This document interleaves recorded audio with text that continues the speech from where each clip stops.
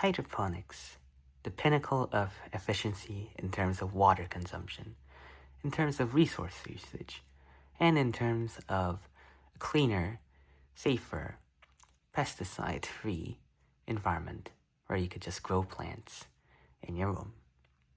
As part of the vertical farming club at Berkeley, I have been actively growing lots of plants in my room using a deep water hydroponic system.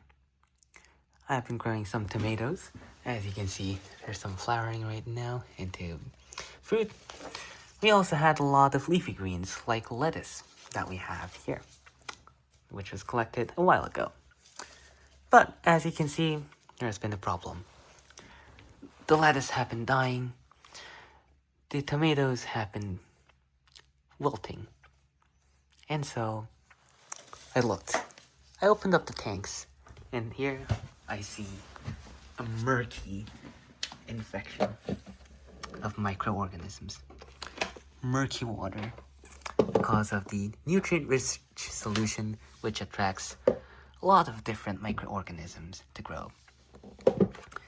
Looking at this, I wondered, would it be possible to try and inject a specific type of microorganism, possibly an algae, something that we can use as, for instance, biofuel, something useful, and whether that could actually outgrow all the other microorganisms so that it could be collected, burnt, and used for something useful after the end of an harvest. And so my research journey began. It was a janky process. It was an explorative process. But the process goes in 4 steps.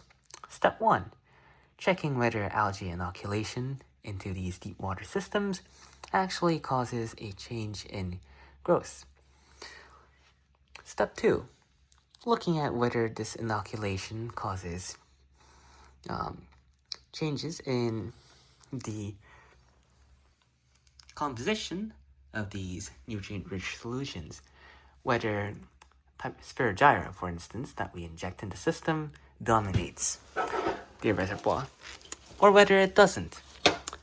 And third, whether this is different for any natural algae strains that occur, for instance, on the surface of different lycotubes. And finally, looking at whether there may be possible surfaces where our inoculated algae can attach instead of the plant roots. Look at my poster. Now,